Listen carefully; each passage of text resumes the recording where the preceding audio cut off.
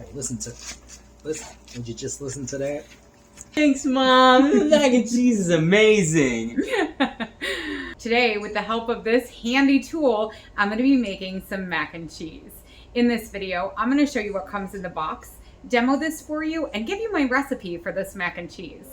The seller did send this to us in exchange for a video. However, all of the views and opinions in this video are my own. This is packaged really nicely to protect it during shipping. In the box, you are going to have several different types of blades, and I will show you each one shortly.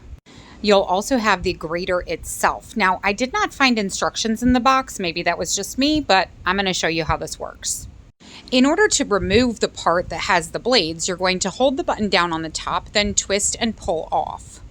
To put it back on, you are going to push it into place just slightly to the right and then lock it to the left and let go of the button.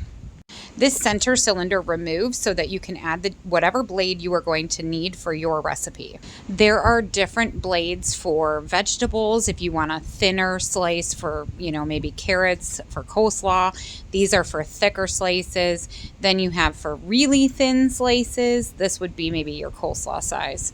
Then you're going to have the solid blade, maybe for like potato chip size or something like that.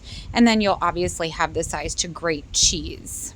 We're going to be grating lots of cheese, so I'm going to use the cheese grater attachment. You just push it in toward the front and then snap it into the back. There are two blades, so you're going to need to do this twice. Once you have the blades in, go ahead and reinsert this part into the center and twist it so that it locks into place. For this recipe, I am using 8 ounces of sharp cheddar and 8 ounces of regular cheddar. Now, you could do a medium cheddar, 2 8-ounce packages, or do what I'm doing. And then you need 8 ounces of smoked Gruyere. I cut each block into 2 pieces lengthwise so that I could slide them in together.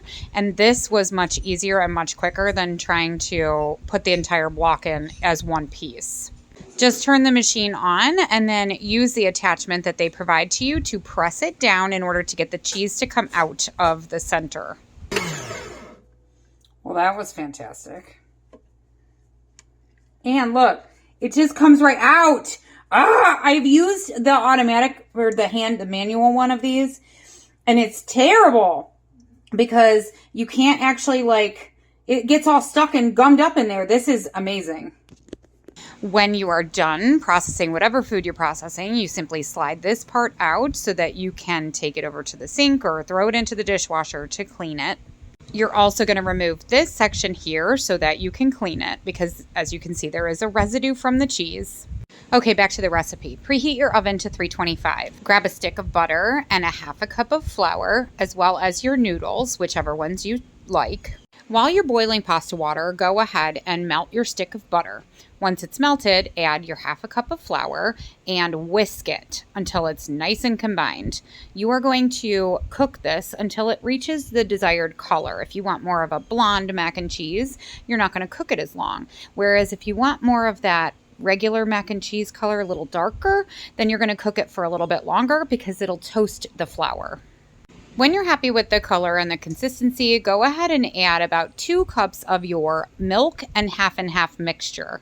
This mixture is 2.5 cups of half and half mixed with 1.5 cups of whole milk. You are going to whisk this constantly and also make sure that you're trying to get all of the lumps out before you add any more liquid. I'll speed this up for you so you can see what it looks like each step of the way.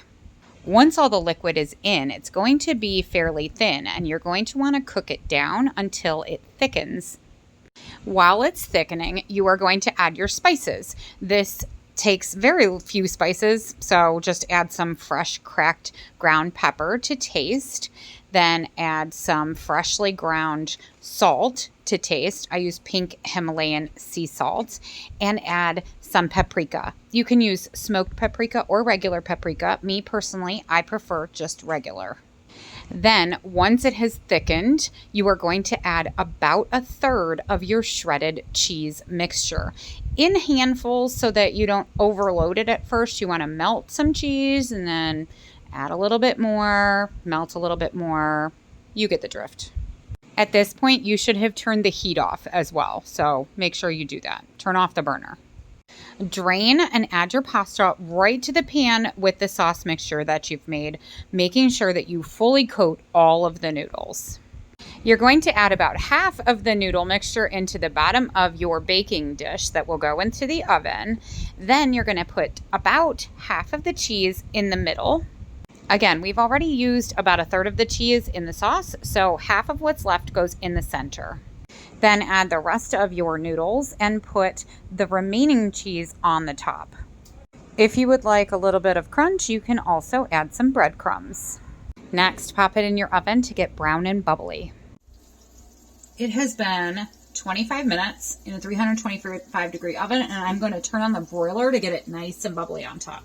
The amount of time in the broiler is a judgment call, but I like mine to look like this.